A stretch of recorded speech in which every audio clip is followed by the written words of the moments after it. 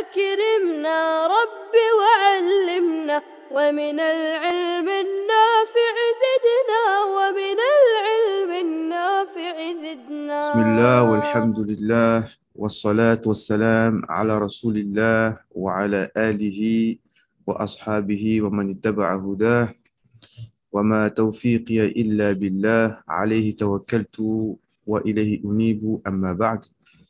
اللهم علمنا ما ينفعنا وانفعنا بما علمتنا وزدنا علما ورشدا وألحقنا بعبادك الصالحين. ثم أما بعد فالحمد لله. Donc, on reprend nos cours de Balara après une longue interruption. Je me suis rendu compte que le dernier cours, il avait eu lieu au mois d'août.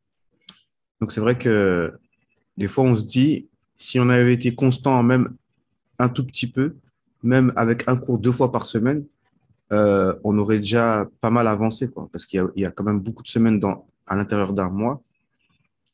Et donc, en septembre, octobre, novembre, en 3 mois, on aurait fait en tout cas pas mal de cours. Moi, alhamdoulilah, en tout cas, on continue. L'essentiel, c'est de continuer.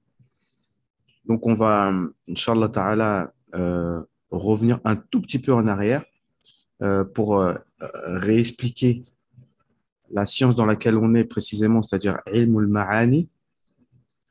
On va revoir ça. On va revoir le dernier DAS rapidement qu'on avait fait et on enchaîne sur celui d'après, histoire de ne pas perdre le fil, Inch'Allah. Euh, donc, je rappelle rapidement hein, pour nous tous, et puis je ne vais pas mentir. Même moi, en refaisant les cours, franchement, je me rends compte que même quand on a étudié, en fait, même quand on a étudié, on se rend compte quand on relit les cours qu'il y avait beaucoup de choses qui nous ont échappé. Et c'est comme quand on re-regarde un film. Là, avec mes enfants, on s'est refait, on vient de recommencer la série de Ortogrol. Il y avait 5 saisons et tout. Franchement, les premières saisons, elles étaient super bien faites. Vous savez, bah, c'est un film qui parle du, du père de Othman de l'Empire ottoman. Donc, c'est quelque chose de vraiment historique et religieux en langue arabe. Donc, ça fait travailler notre arabe et ça nous fait connaître l'histoire, etc. On voit beaucoup de choses historiques liées à notre religion, je précise. Hein. Et bon, comme on sait, hein, quand on re-regarde un film, on se rend compte qu'il y avait beaucoup de choses qu'on avait oubliées, en fait. Non. Et c'est comme ça, la vie. Donc, euh, on se rappelle que ce ilm, on appelle ça ilm al-balara. Ilm al-balara. Mais en réalité, c'est ulum al-balara. Ulum al-balara. C'est-à-dire qu'il y a plusieurs sciences à l'intérieur. D'accord? Il y a 3 sciences à l'intérieur. Donc, il y a ilm al-ma'ani qu'on est en train de faire là. Ensuite, il y a ilm al-bayan. Et ensuite, il y a ilm al-badi'. Donc, 3 sciences. Et toujours, on fait une introduction sur qu'est-ce que c'est al-fasaha et al-balara. Ça, en introduction, on le fait. D'accord? Donc, à ilm al-ma'ani, on va revoir la définition de ce que c'est. Et puis après, voilà, on enchaîne. Et on a déjà commencé. Et dans ilm al-ma'ani, en fait, il y a plusieurs chapitres à l'intérieur. D'accord? Plusieurs chapitres à l'intérieur. Nous, on a déjà commencé à étudier, on a déjà fait ce qu'on appelle khabar wal insha. D'accord? Al-khabar wal insha. Donc, al-khabar, c'est quelque chose c'est une phrase à laquelle on peut dire c'est vrai ou c'est faux. Par exemple, qama zaydun, Zayd s'est levé, soit c'est vrai, soit c'est faux. Al-insha, c'est le contraire, c'est une phrase, on ne peut pas dire soit c'est vrai, soit c'est faux. Quand tu dis utlubul ilma, cherche la science. Tu ne peux pas dire c'est vrai ou c'est faux, c'est un ordre que tu donnes. Voilà. Et des fois, euh, une phrase qui est en apparence khabar, qui est en apparence une phrase à laquelle on pourrait répondre vrai ou faux, mais qui est en réalité un insha. Un insha, c'est soit une question, soit une dua. Hein, quand tu dis Ghafarallahu lak, à la base, c'est un khabar. Allah t'a pardonné. Ou Yaghfirullahu lak, c'est pareil, c'est une information. Allah te pardonne. Mais en réalité, c'est une dua. C'est Yaghfirullahu lak. Euh, يعني, تطلب من tu dis comme ça, Allahumma ighfir lahu. Bref, c'est une dua. Donc, plein de subtilités comme ça qui nous permettent en réalité de bien comprendre les textes. En fait, cette science-là, elle nous permet de bien comprendre les textes et d'apprécier la beauté des textes coraniques en priorité et la beauté des hadiths prophétiques. J'ai des livres chez moi qui parlent justement, qui relatent les beautés rhétoriques qu'il y a dans les hadiths et aussi dans le Coran. Il y a des livres spéciaux pour ça. Mais aussi et surtout, dans la science pure et dure, ça nous permet de connaître, en fait, déterminer les objectifs de celui qui parle. On va voir des exemples de cela. D'accord? Donc, on reprend, Inch'Allah, on reprend Ilm al-Ma'ani. Ça, on l'avait déjà fait, mais on reprend rapidement, histoire de se souvenir qu'est-ce que c'est Ilm al-Ma'ani. Donc, huwa al-ilmu ya'rifu fihi at-taliba suwar al-kalam. C'est la science par laquelle l'élève il va connaître les différentes formes de parole. Il va connaître les différentes formes de parole. Liyakuna kalamuhu balighan. Pour que sa parole soit éloquente. On a dit al-balagha, le mot balagha, ça veut dire atteindre quelque chose. Et le but, c'est que quand tu parles, tu puisses atteindre les cœurs de la manière la plus rapide et la manière la plus forte. D'accord? Et ça, al-balagha. En fonction de la situation, hal al-mukhatabin, en fonction de ceux à qui tu parles, et en fonction du maqam, en fonction de la situation dans laquelle tu es. C'est ça le balagha, en deux mots, c'est dire la chose qu'il faut dans la en fonction de muqtada al-hal wa al-mukhatabin, en fonction de la situation dans laquelle tu es. Si tu es dans un mariage, il faut parler de paroles qui sont relatives au mariage, tu ne vas pas parler du divorce. Et si tu es en face de personnes qui sont, par exemple, intelligents, bah, tu vas parler sans rentrer dans les détails parce que les gens vont comprendre rapidement. Mais si tu parles à des gens qui ne maîtrisent pas le sujet, il n'y a pas de mal à ce que tu te répètes et que tu fasses des phrases plus longues. Donc, liyakuna kalamuhu balighan munasiban lil hal ou al maqam, qui soit munasib, qui soit adapté à la situation, ou al maqam. C'est deux mots qui sont à peu près synonymes. Al maqam, c'est le contexte en fait. Et al-hal, c'est la situation. Fal-kalam lahu suwar kathira.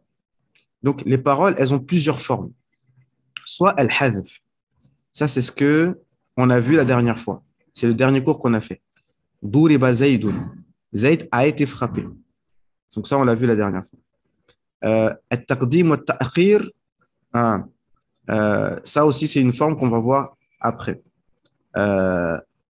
Zaydun fil fasl. Zaydun fil fasl. Et là, tu vas dire fil fasli Zaydun. Tu peux échanger en fait. At-taqdim wa at-ta'khir, c'est le fait de échanger. Ce qui est devant, tu le mets derrière. Ce qui est derrière, tu le mets devant. Troisièmement, at-tawkid wa adami. Le fait de donner, en français, je ne sais pas à quoi ça renvoie, mais le fait d'insister sur ta phrase. Comme vous savez, par exemple, ici, tu vas dire Zaydun maridun. Et là, tu vas mettre Inna Zaydan maridun. Donc, tu vas insister. Zaydun maridun, tu dis la phrase sans insister. Mais si tu dis Inna Zaydan maridun, ça veut dire certes, Zayd est malade. Ici, al-hasr, c'est ce qu'on va voir aujourd'hui. Ou bien al-qasr, c'est-à-dire tu dis, par exemple, Ma Zaydun illa mudarrisun. Zayd n'est que un prof. Zayd n'est autre qu'un enseignant. Naam. Ou bien le contraire, ma mudarrisun illa Zaydun. Donc tout ça, on va voir, c'est dans le qasr. Tout ça pour dire que il n'est que ça. On va voir les détails de tout ça aujourd'hui, inchallah. فهذه بعض صور الكلام وهناك صور أخرى. Et il y a ça, c'est certaines sortes de paroles et il y en a d'autres. فيجب على الطالب أن يعرف هذه الصور. Donc l'élève doit connaître toutes ces formes-là. وأن يعرف دلالتها. أيوة. وأن يعرف دلالتها. Et donc il faut non seulement connaître ces différentes formes, et il faut connaître aussi les sens de ces formes, ça veut dire à quoi ça renvoie. Quand on fait le hazf, c'est pourquoi. Je ne sais pas si vous vous souvenez. D'ailleurs, il y a une faïda qui m'est, comment dirais-je, qui m'est venue en fait. Euh, alors, je ne sais pas si vous essayez de dire quelque chose, parce que là, je ne vois pas. Euh, ici, al-hazf. Bon, alors ici, il dit أن يعرف دلالتها متى يكون استعمالها وذلك ليكون كلامه بليغا. Donc, il faut connaître ces formes et pourquoi tu le fais. يعني le hazf, pourquoi tu le fais. التقديم والتأخير, pourquoi tu le fais. القصر, pourquoi tu le fais. Il y a des raisons, d'accord. ليكون كلامه بليغا مناسبا للحال أو المقام, pour que ta parole soit conforme au contexte. Ici, il y a un exemple du Coran. أعوذ بالله من الشيطان الرجيم وأنا لا ندري أشر أريد بمن في الأرض أم أراد بهم ربهم رشدا. Ici, dans Surat Jinn, dont j'ai parlé dans la dernière vidéo, pour dire aux gens qui prétendent chercher la science, déjà, non seulement Surat Jinn, elle est difficile à mémoriser, donc ceux qui prétendent, ceux qui accusent les autres de ne pas chercher la science, parmi les Téblir et autres, et qui disent que eux ce sont des vrais tournats Bel'ilm, bah déjà, premièrement, j'aimerais bien les entendre réciter Surat Jinn sans faire une seule faute. Et deuxièmement, qu'ils nous disent les Aoujuh al-Balagha, par exemple, pourquoi ici est-ce que Allah subhanahu wa ta'ala a ici employé le mabni lil-majhoul. وَأَنَّا لَا نَدْرِي أَشَرٌ أُرِيدَ بِمَنْ فِي الْأَرْضِ. Les djinns, ils ont dit, et nous ne savons pas si c'est du mal qui est venu, qui est voulu pour ceux qui sont sur la terre. Alors, rappelez-vous, pour ceux qui ont vu la dernière vidéo, les djinns ont entendu une seule fois le Coran et ils sont partis tout de suite avertir leur peuple pour montrer que un peu de science que tu as bien compris, tu as écouté un seul verset du Coran, tu l'as bien compris, tu peux aller le transmettre. On ne t'a pas dit d'aller enseigner la science du tafsir, d'aller enseigner les détails de la science du hadith ou les détails de la aqidah. Non, tu as entendu un verset, tu le transmets. Et d'autant plus que, subhanallah, c'est bon, c'est les djinns qui ont parlé. Hein. Allah Azza wa Jalla relate les paroles des djinns, mais ils avaient déjà un adab avec Allah subhanahu wa ta'ala, puisqu'ils ont dit, nous ne savons pas si c'est du mal qui est voulu pour les gens de la terre. Ils n'ont pas dit, nous ne savons pas si Allah veut du mal. Il a dit du mal qui est voulu. Alors pourquoi ils n'ont pas cité le sujet?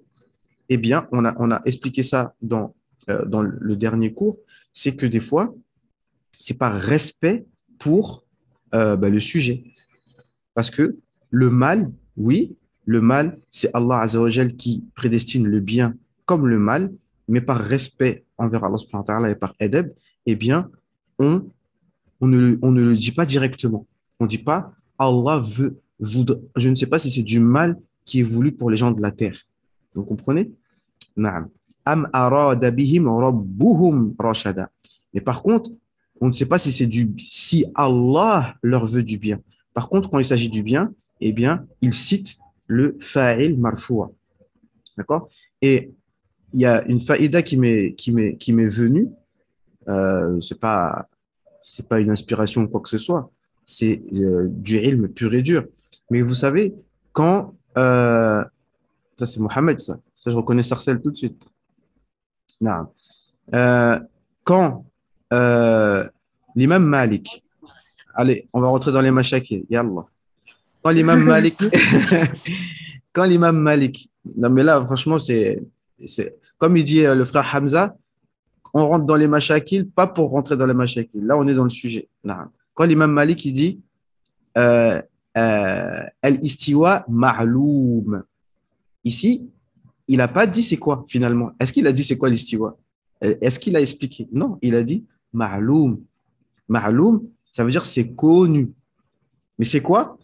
Ben, il l'a pas dit. Maintenant, on a appris que quand il dit pas quelque chose, quand on ne dit pas quelque chose, c'est pour des raisons. Tu te souviens, Hamza, tu avais participé au truc. On a dit soit tu as peur de quelqu'un, soit tu as peur pour quelqu'un, soit tu ignores complètement, tu sais pas. Donc tu dis, bah, qusira al-qalamu, le stylo a été cassé, mais je sais pas qui l'a cassé. Suriqa al-malu, l'argent a été volé. Voilà, il y a plusieurs raisons pour lesquelles, des fois parce que tu méprises en fait la personne, ça peut être ça dans certains cas.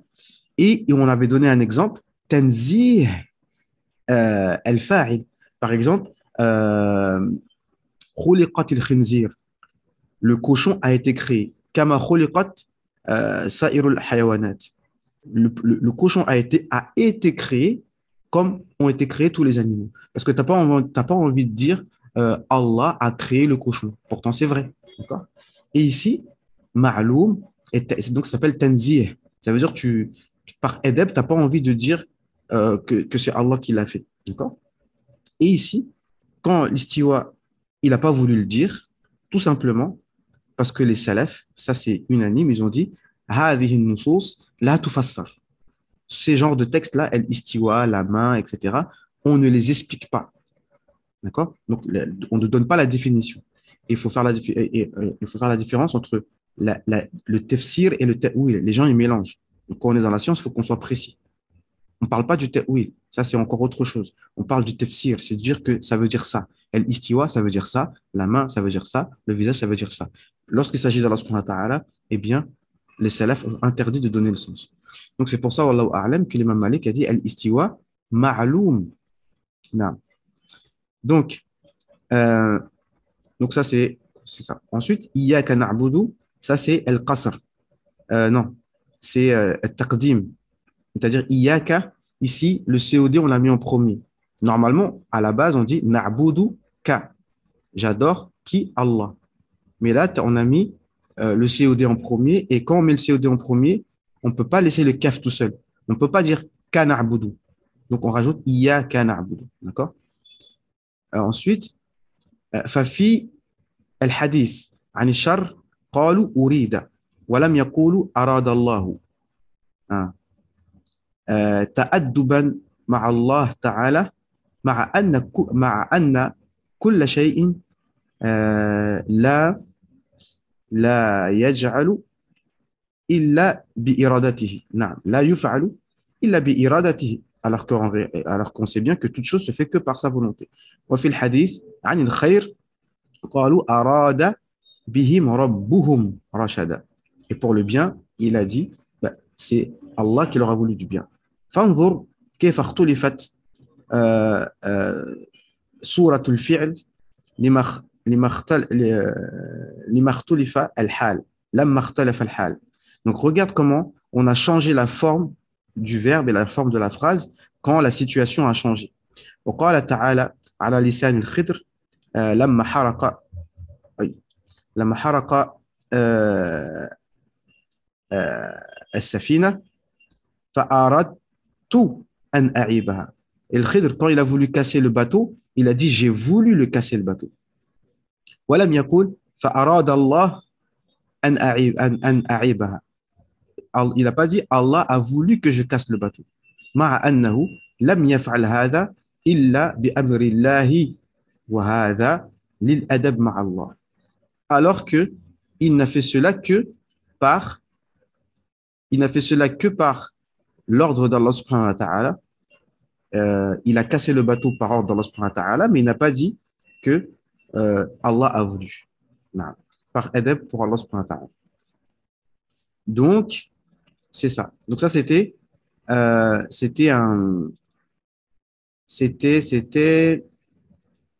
un histoire de revoir qu'est-ce que ça veut dire, qu'est-ce que c'est ilm al-ma'ani. Alors, vous voyez l'écran ici. En fait, ça, c'est ce qu'on a fait la dernière fois. C'est juste un rappel. C'était le dernier tableau de al-dhikr wal-hazf. Donc, on avait dit, vous me suivez, rassurez-moi, vous voyez l'écran? Juste si quelqu'un peut parler parce que je vois pas ce qui est écrit. Ouais, on voit. Même on peut zoomer. Ah, d'accord, très bien. Ouais. Alors, ici, c'était juste le dernier cours qu'on avait fait par rapport au dhikr ou al-hazf. Donc, on avait dit que, alors, ومما يدخل في الحذف أيضا حذف الفاعل وبناء الفعل للمجهول وهذا يكون للأغراض منها. Donc ça, on avait vu, soit tu ignores qui a fait l'action, soit tu connais très bien, يعني tellement tu sais que voilà, tu n'as pas besoin de le dire. خلق الإنسان ضعيفا خلق, qui l'a créé, bah, on sait que c'est Allah subhanahu wa ta'ala. الخوف من الفاعل, tu as peur de celui qui, tu as peur du sujet. لقد ضرب ابنك, ton fils a été frappé. Mais tu as tellement peur de celui qui a frappé ton fils que tu dis il a été frappé. Qui? Moi, je ne sais pas. Tu vois? والخوف على الفاعل. Et tu as peur pour celui qui a fait l'action. Il a cassé quelque chose et tu n'as pas envie de le dénoncer.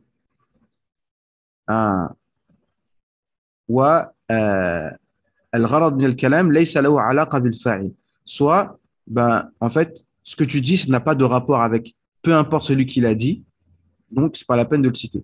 وإذا قيل لكم تفسحوا. Par exemple, quand on te dit de faire quelque chose de bien, fais-le, peu importe qui te le dit. Même si c'est Shaitan qui te dit récite Ayat Kursi avant de mourir, avant de dormir, bah tu le fais. Et ici, regardez, tanzih al-fa'il. Tanzih al-fa'il. Et le mot tanzih, c'est le mot qu'on retrouve quand on parle de aqida, d'accord? Quand on parle de aqida, par exemple, Allah, munazzah, quand on dit subhanallah, c'est une parole qui, quand on la définit, ça veut dire huwa tunazzih Allah min kulli aib wa naqs. Tu rends Allah exempt de tout manquement, na'am, et de tout défaut. Donc ça s'appelle tanzih, na'am. Donc pareil, Allahu a'lam, pourquoi il a dit. Alors, la question qu'on devrait se poser, qu'on pourrait se poser, c'est alors, pour quelle raison, moi c'est mon interprétation, enfin c'est ma. Pour quelle raison l'imam Malik a dit al-istiwa ma'loum? Soit il l'a dit parce que c'est tellement connu qu'on n'a pas besoin de le dire, soit il l'a dit parce que c'est par tanzih, parce qu'il voulait rendre Allah exempt de donner le sens apparent de cet acte-là, etc., etc. Donc, à chacun de voir, de déterminer pour quelle raison il a employé la forme qu'on appelle en français la forme passive. La forme passive. Donc, ici, on est toujours dans ilm al-ma'ani, les différentes formes de paroles. Et ici, c'est al-qasr. Donc, on appelle ça al-qasr ou bien al-takhsis ou bien al-hasr. D'accord? Donc, quand on dit al-qasr, ça veut dire, on entend le mot qasr, ça veut dire que tu t'arrêtes à ça, en fait. Tu le bloques dans cette chose-là. Qasr. Yani qasr, c'est ça. Ou bien al-takhsis, je pense que vous connaissez ce mot-là, c'est-à-dire c'est spécialement pour ça. Ou bien al-hasr, c'est le fait de, comme on dit hasir, tu presses, tu le serres, tous ces mots sont synonymes, genre tu dis c'est que pour ça. Donc on commence rapidement, après si on se fait couper brusquement, on se reconnecte directement, Inch'Allah. Parce que des fois ils disent il reste 1 minute et ça coupe direct. هو تخصيص شيء بشيء بطريقة معينة. Donc c'est le fait de spécifier une chose sur une chose d'une manière spécifique. D'accord? Ici, ma Zaydun illa mudarrisun. Zayd n'est que un mudarris. Ma mujtahidun illa Zaydun. Il n'est pas mujtahid que Zayd. La yanjahu illa Zaydun. Personne ne réussit à part Zayd. Ma Muhammadun illa Rasulun. Ça, c'est un verset du Coran. وَمَا مُحَمَّدٌ إِلَّا رَسُولٌ قَدْ خَلَتْ مِن قَبْلِهِ الرُّسُلُ.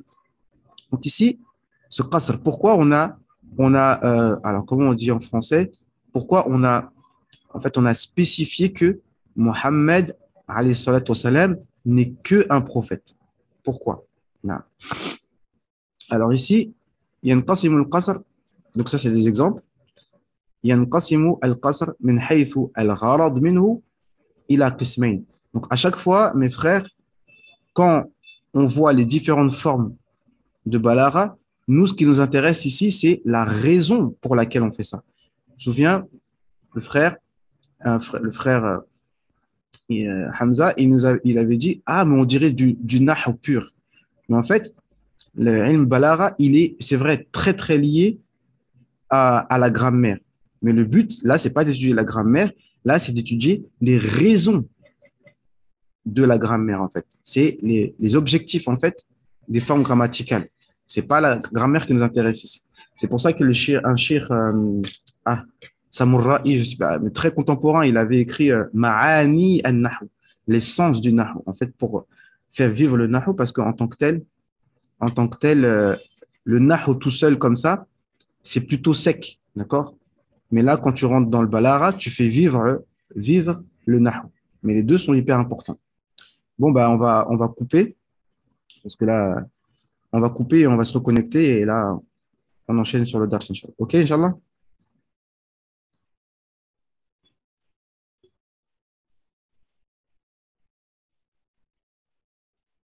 Naam. Donc, ici, toujours les raisons. Pourquoi on fait ça? Alors, qasr, alors, deux raisons pour lesquelles on fait le qasr. Premièrement, qasr mawsouf ala sifatihi. كالمثال الأول والأخير. Donc, là, alors, bon, c'est des termes, c'est vrai que c'est un peu difficile à traduire. Alors, al-mawsouf ala sifatihi, comme le premier et le dernier exemple. Alors, al-mawsouf, c'est celui qu'on décrit. Vous voyez, ici, pareil, tout à l'heure, on parlait de forme passive. Ça a été fait. Non, tu dis par exemple, il a été frappé, au lieu de dire Jean a frappé un tel.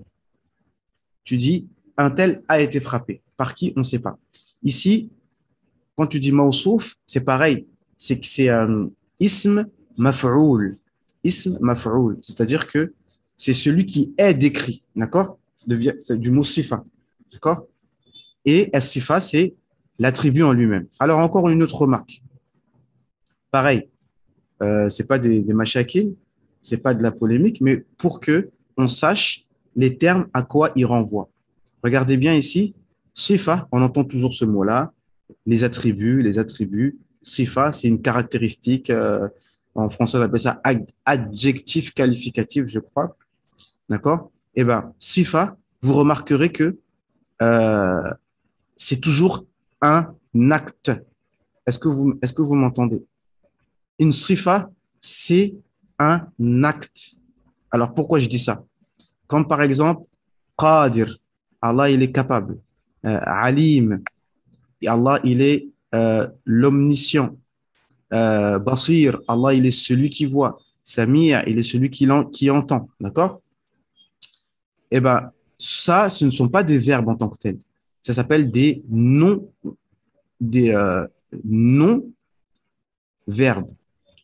Pas des noms de négatifs, hein. C'est un nom et un verbe en même temps. D'accord? Ism fa'il. D'accord? Et l'ism fa'il, c'est ça, sifa. En fait, pour faire simple, sifa, c'est celui qui peut remplacer un verbe. Qui peut remplacer un verbe. D'accord? Et donc, et un verbe, automatiquement, c'est une action. Est-ce que vous me suivez? Donc, écoutez-moi bien. Le mot yad ou bien le mot wajh, eh ben, ce ne sont pas des verbes. Et donc, c'est pas une sifa. Parce qu'une sifa, c'est une action. Regardez ici. Al-Mawsouf, c'est Zayd. Celui qui est décrit, c'est Zayd. D'accord? Comme ici, Al-Mawsouf, c'est Mohammed, alayhi salatu wassalam. Et As-Sifa, c'est ce qui vient après. Donc, Mudarris, c'est Sifa. Et quand vous voyez Mudarris, c'est Ismu Fa'il. Comme, euh, comme par exemple, comme Allah il dit, par exemple, Huwa al-Muqtadir. Allah, Huwa al-Qadir, al-Muqtadir. D'accord? Naam. Euh, donc ça s'appelle une sifa. Mudarris, c'est sifa. Rasoul, Rasoul, c'est sifa aussi. D'accord? Bref, c'était une parenthèse. Donc, qasr al-mawsouf ala sifa. Donc, al-mawsouf, c'est Zayd. Et al-sifa, son attribut, c'est qu'il est mudarris. C'est une action. Tu peux dire lui entier, il est mudarris.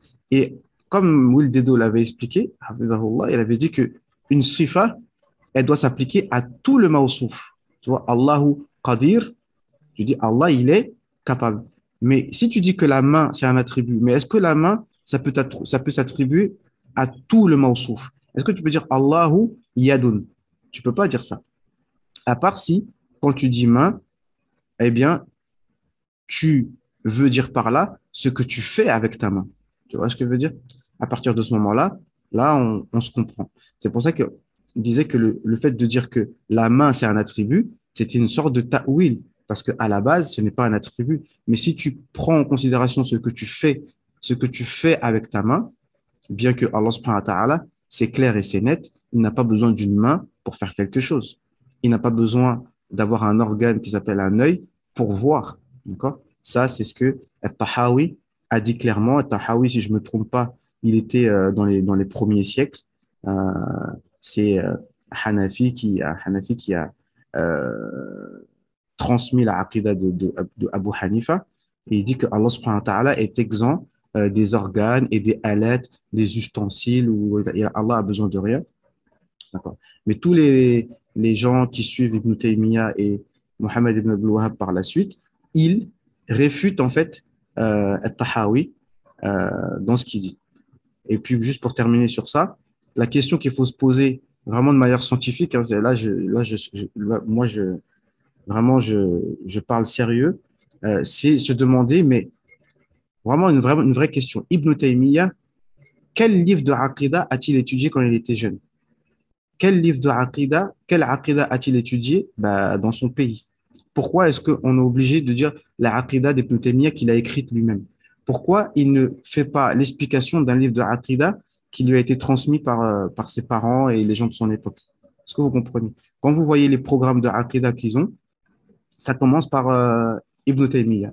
Non, ça commence par Usul Salasa, Qawa'id Arba'a, Kitab Tawhid. Ensuite, tu étudies, comment ça s'appelle, Wasitiyya d'Ibn Taymiyyah, etc. Mais avant ça, c'était quoi la Aqidah? C'est ça la question. Bref, on continue. Non. Donc, qasr al-mawsouf ala sifa. Donc là, le mawsouf qui est Zayd, tu dis, il n'est que ça. Comme s'il n'avait que ça comme attribut, d'accord?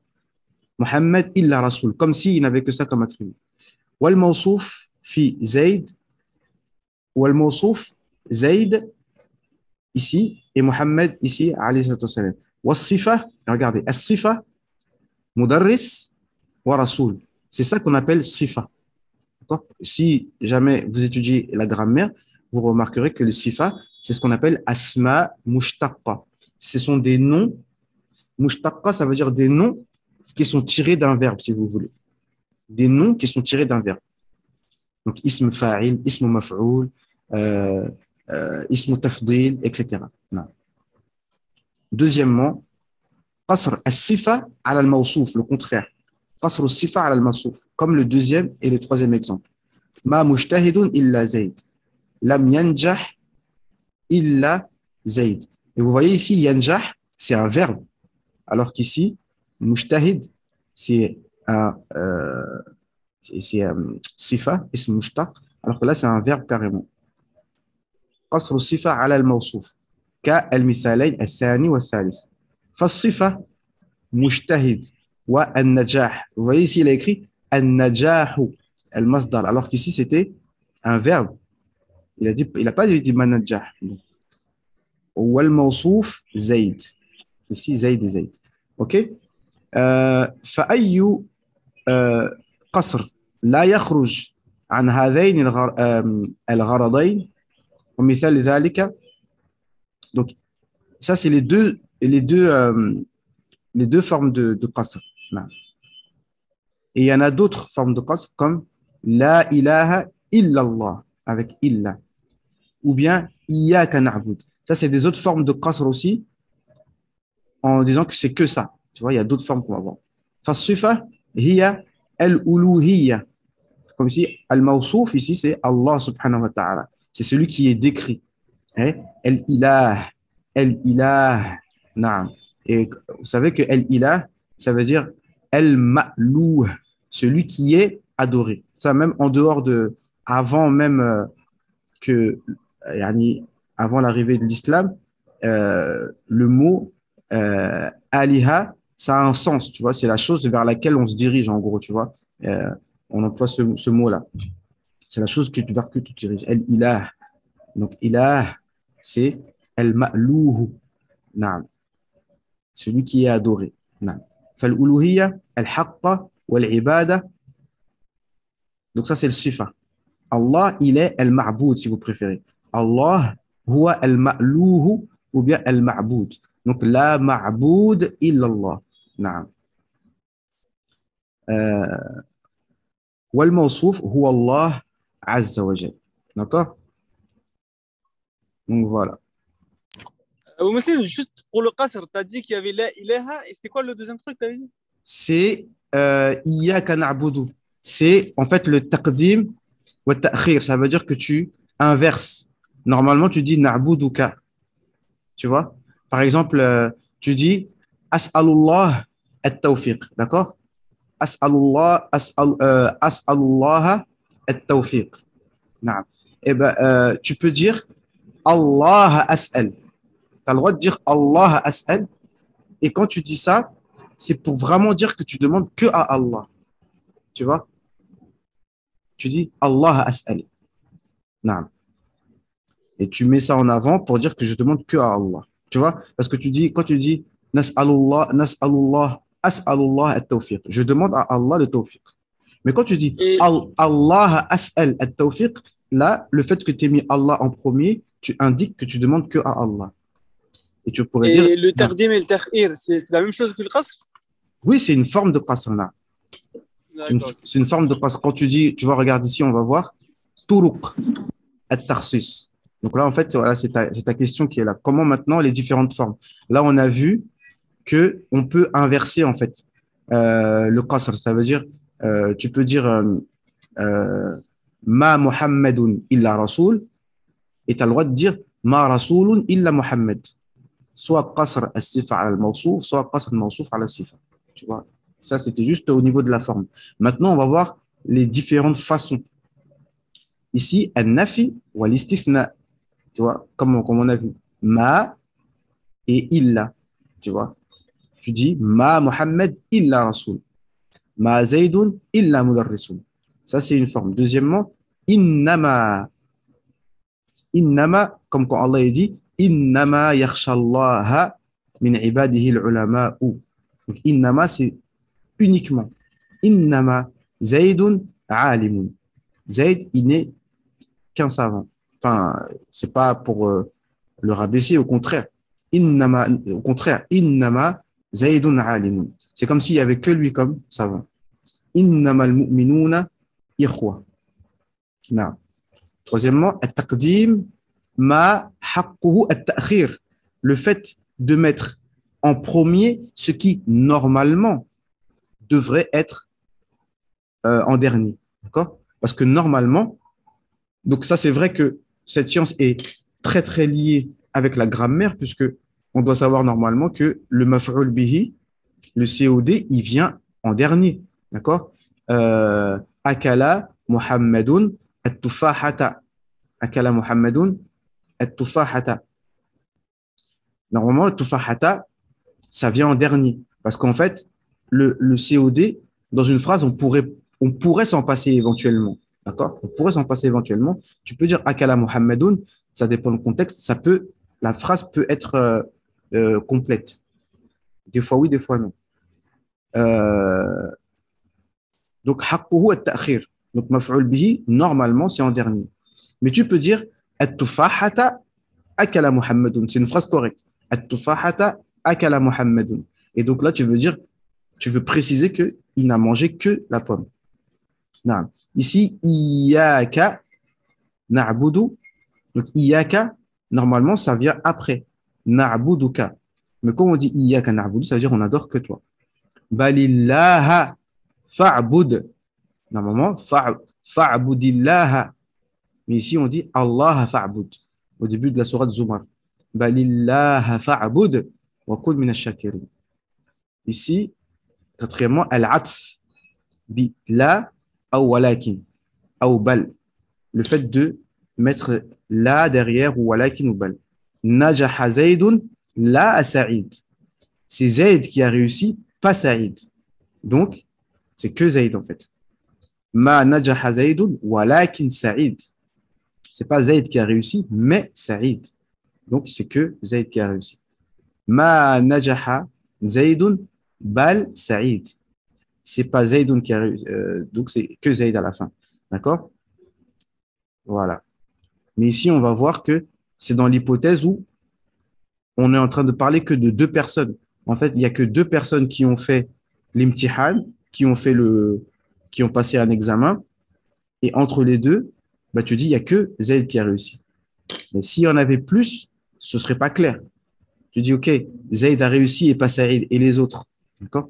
On va voir que le qasr juste après. Vous voyez, c'est précis en fait, vous allez voir. Donc, ici, ينقسم القصر من حيث السبب استعماله إلى قسمين. Maintenant, la raison pour laquelle on fait ce qasr. Vous voyez? Ici, on a vu, parce qu'il faut être concentré, on a vu les façons par lesquelles on fait le qasr. D'accord? Le premier tableau, on a vu quoi? On a vu, voilà, on a vu que le qasr, on peut inverser entre qasr sifa ala al-mawsouf ou bien le contraire. Le deuxième tableau, on a vu les manières par lesquelles on fait le qasr. Et ici, maintenant, on voit les raisons. Et dans le balara, si vous préférez, c'est l'ub al-mawdoua. C'est le sujet vraiment de balara, c'est les raisons. C'est ça qu'on cherche. Et encore une fois, dans les textes, même dans usul fiqh, même dans les fondements de la jurisprudence, on utilise le balara parce qu'en fait, on cherche à savoir c'est quoi l'objectif de celui qui parle. Donc, c'est quoi l'objectif du verset coranique, c'est quoi l'objectif du hadith, c'est quoi l'objectif de la parole de ce savant quand il a dit la chose de telle manière. Donc, la première chose, c'est qasr haqiqi. Tout simplement, là, c'est le cas normal, c'est que tu exposes un fait. هو الذي يكون سببه بيان الواقع أو الحقيقة دون أن تقول ذلك ردا على أحد يخالفك في هذا. C'est-à-dire que là, tu exposes un fait. Il n'y a personne qui te contredit. Il n'y a personne qui te contredit. Parce qu'en général, quand tu vas dire non, c'est que ça, c'est parce qu'en fait, tu as quelqu'un en face qui te contredit, qui n'est pas d'accord ou tu as envie de toi d'insister. D'accord? Ça dépend. Là, tu dis juste la situation. Comme tu dis, la alimun fil qarya illa Muhammad. Il n'y a pas de savant dans cette ville à part Mohammed. C'est tout. Il n'y a personne qui te contredit sur ça. Juste, tu exposes un fait. Non, tu cherches un savant, il y en a qu'un, il s'appelle Mohammed. إذا كان ذلك هو الواقع واقع القرية أردت أن تبيانه. Et tu veux juste exposer les faits. Par contre, ici, il y a ce qu'on appelle qasr idafi ou bien isnadi ou bien nisbi. Donc là, c'est un qasr que tu fais en plus isnadi ou nisbi, on va voir ça. هو الذي يكون سببه وهما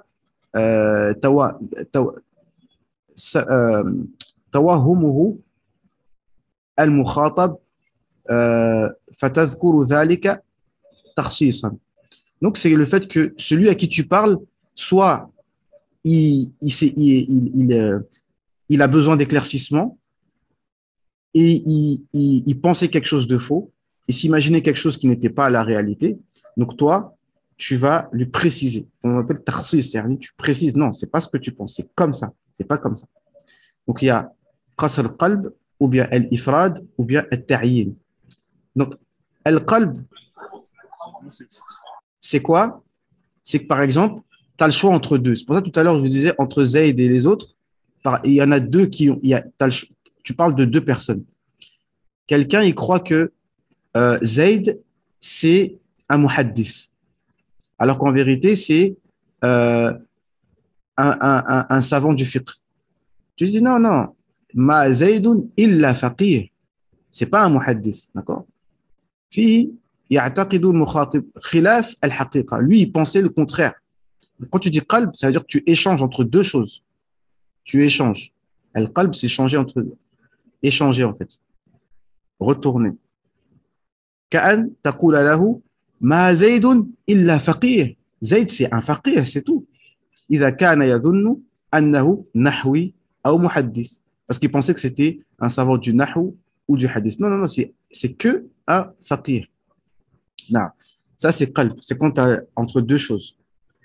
Qasr ifrad ou ta'yin. Et là, qasd, la personne pensait que il était muhaddith, qu'il était faqih, qu'il était savant du tajwid, savant de qira'at, qu'il y avait plusieurs choses. Tu dis non, non, non, non. Il fait une seule chose. يعتقد المخاطب المشاركة كأن تقول له ما زيد إلا فقيه. Toi, tu dis, il connaît que le fiqh. إذا كان يظن أنه فقيه ومحدث ونحوي معا. Donc là, c'est قصر إفراد. C'est comme toute chose. Des fois, on apprend des choses, c'est technique, c'est compartimenté, et puis à la fin, tu te dis, mais attends, pourquoi j'apprends tout ça? Donc, c'est souvent bien, quand on apprend ces choses-là, bah, pour motiver l'élève, à moins qu'il sache déjà pourquoi il apprend ces choses, de dire à quoi ça va lui servir et quel genre de mashakil ça peut régler. Parce que le but, c'est pas de traiter des mashakil, de faire des polémiques pour faire des polémiques et laisser tout ça et laisser le bazar et partir. Non, le but, c'est de régler les problèmes. Et comme je dis tout le temps, c'est avec le ilm qu'on règle les problèmes. C'est avec le ilm qu'on règle l'irtilaf.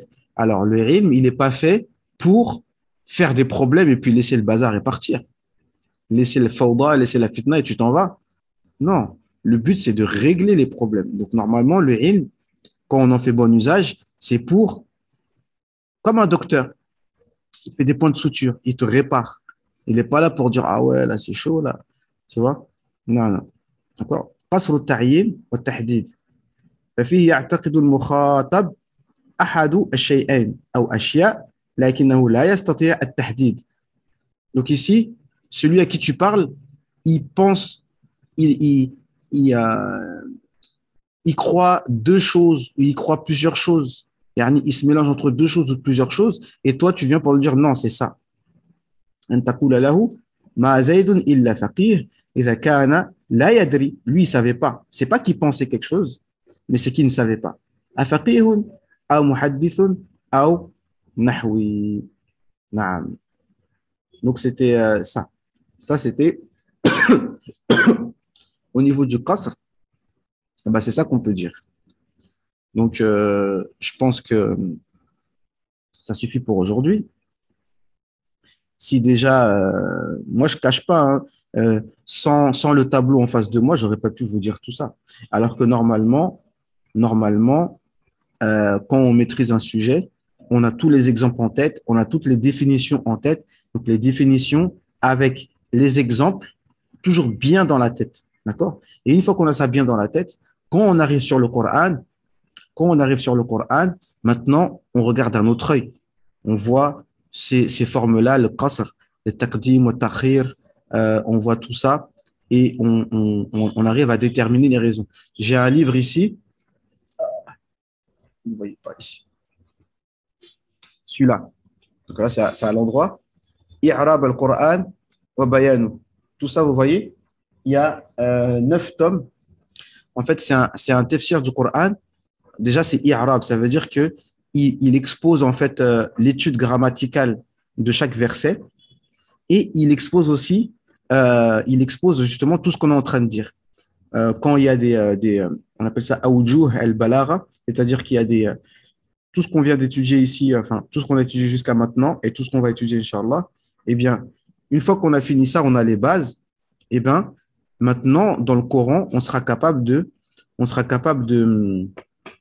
déterminer, euh, voilà, là, il y a le qasr et normalement, on doit savoir pourquoi, quel est ce qu'on appelle el-gharad, pour quelle raison il y a eu le qasr, pour quelle raison il y a eu ça, pour quelle raison il y a eu ça. Donc, normalement, on fait des exercices avec.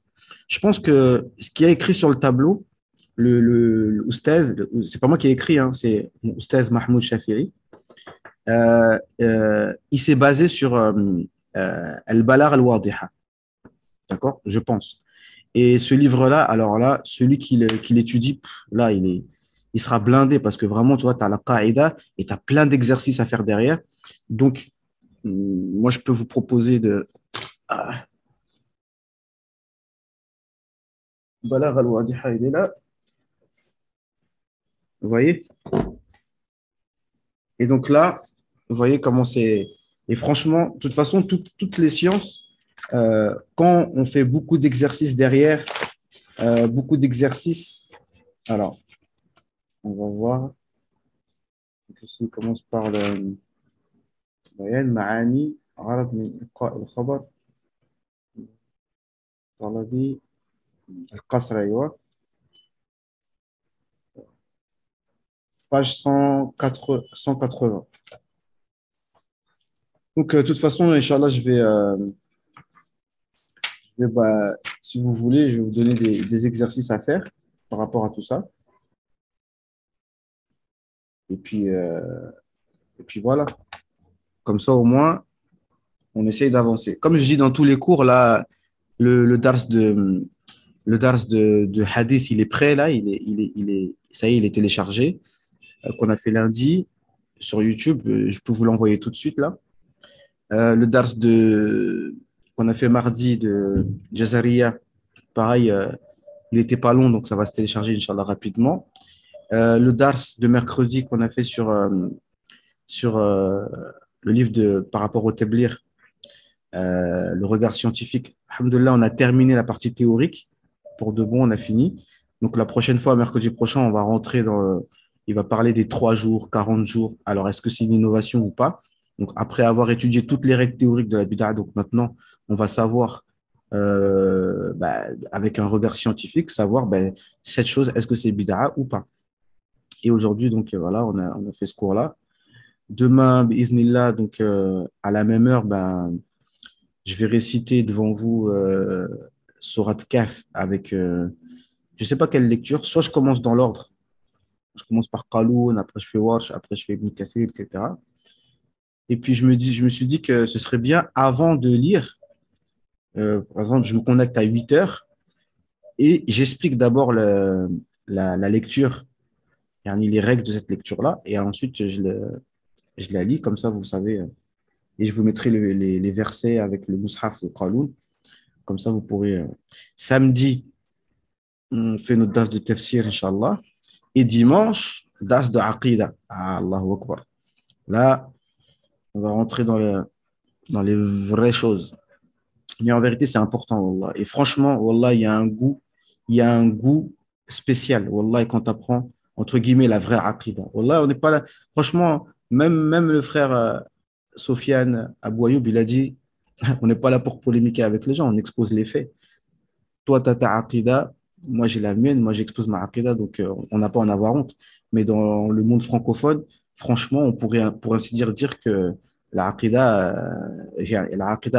Ash'arira, elle n'est pas du tout enseignée, quoi. Donc, il faut être juste. Kitab Tawhid, il est enseigné depuis 15 ans en France par les frères. Il faut donner le choix aux gens, quoi. Celui qui a envie de suivre Kitab Tawhid, de suivre Mohamed Ibn Abdul Wahhab, libre à lui, on va pas aller se bagarrer avec lui. Mais la Aqida, c'est pour ça que je posais la question tout à l'heure. Ibn Taymiyyah lui-même, quand il était jeune, Quelle aqidah a-t-il apprise? Il n'a pas appris usul salasa, bien évidemment. Mais lui, on enseigne wasitiyya, une aqidah écrite par Ibn Taymiyyah. Mais avant ça, les gens, ils n'avaient pas d'aqidah. C'est comment? C'est ça la question qu'il faut poser. Donc nous, tu vois, comme je dis, il faut cartographier les choses. Je ne suis pas là pour manquer de respect à qui que ce soit. Et maintenant, quand il a été emprisonné, euh, justement, à cause du fait de dire Allah Azza wa Jal est établi réellement sur le trône. Et Allah parle avec une voix et des lettres. À cause de ça, il est emprisonné. Maintenant, la question, c'est pas de dire est-ce qu'ils étaient jaloux de lui, est-ce qu'ils lui ont fait un piège, ils l'ont pas laissé parler, ils l'ont mis en prison directement. Ça, c'est un point. Mais la question, c'est pourquoi tous les savants de son époque étaient contre lui à cause de ça. Si jamais des gens l'ont dit avant, pourquoi le shir de Ibn Taymiyyah lui-même, pourquoi c'est pas lui qu'on a appelé pour se justifier de ça? Tu vois? C'est ça la question qu'il faut se poser. Non. Et donc voilà, hein, donc, voilà ce qu'on peut dire. Et encore une fois, sans manquer de respect à qui que ce soit, même ce ilm de Balara qu'on est en train d'étudier, bah, eux, certes, il étudie, hein, parce que mon oustaz Mahmoud Shafi'i, lui, en fait, voilà, c'est un taymiste yani, qui suit Mohamed bin Wahab al-Aqida, il suit Cheikh Aslan, il n'y a pas de souci. Mais il enseigne Ulum al-Balara. Mais bon, après, lui, il rentre pas, lui, il est concentré sur son travail. Il- rarement, il va faire le lien entre ce qu'on apprend, ce qu'il enseigne dans Balara et la Aqida. Rarement, tu vois. Lui, il n'aime pas rentrer dans les mashakil, justement, contrairement à beaucoup d'entre eux. Mais par contre, il y a un chapitre, un gros chapitre dans Ilm al-Balagh qui est le Majaz. Donc, tout ce qui est Ilm al-Bayan, en fait, là, on est dans le premier ilm, c'est Ma'ani.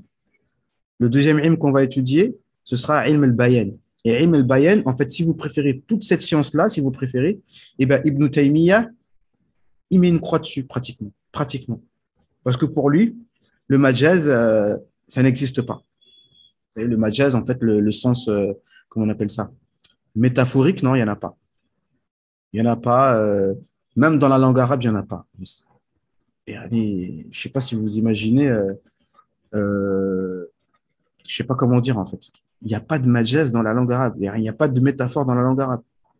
Alors, Oustaz Mahmoud, lui, il nous enseigne que, OK, dans la langue arabe, il y en a, bien évidemment. Mais lorsque ça arrive sur les attributs divins, tu piles. Tu mets un coup de frein à main, tu t'arrêtes. Tu vois? Et c'est ça qui est, c'est ça qui est pas cohérent, j'ai envie de dire, parce que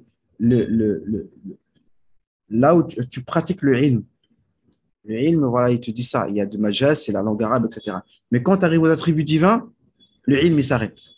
Le ilm s'arrête et le dogme, il est là en opposition avec le ilm. Tu vois ce que je veux dire? Et donc, même Cheikh Uthaymin, lorsqu'il a un livre Durus al-Balara, il dit, bon, Balara, le majaz, pour nous, il n'y en a pas. Pour nous, il n'y en a pas de majaz. Mais bon, on va voir ce qu'ils disent, on va étudier quand même, on va voir ce qu'ils disent, etc. Hop, hop, hop, hop. Ils enseignent le majaz, mais tout en se disant que non, il n'y a pas de majaz dans les attributs divins. Mais ça, on verra ça après, le majaz, d'accord? Donc, tout ce qui est majaz, enfin, on verra ça après, d'accord? Mais pour l'instant, on est dans le ilm al-ma'ani. Donc, on a encore quelques chapitres à étudier vis-à-vis de ça. Donc, si vous voulez, je vais vous donner des exercices pour ceux qui veulent les faire. Et voilà. Bon, maintenant, je vais couper. Et puis, on va se reconnecter pour parler entre nous. Parce que là, déjà, j'ai trop parlé, là. Je crois même que je vais couper certaines choses. Et on va parler entre nous, Inch'Allah, d'accord? Bah, là, regardez, je coupe. Hop. Juste, je complète. Donc, salam alaikum à tout le monde. Subhanak Allahumma wa bihamdika. Nashhadu an la ilaha illa anta. Nastaghfiruka wa natubu ilayk. Subhana rabbika rabbil izzati amma yasifun. Wa salamun ala al-mursalin. Walhamdulillah rabbil alamin. أكرمنا ربي وعلمنا ومن العلم النافع زدنا ومن العلم النافع زدنا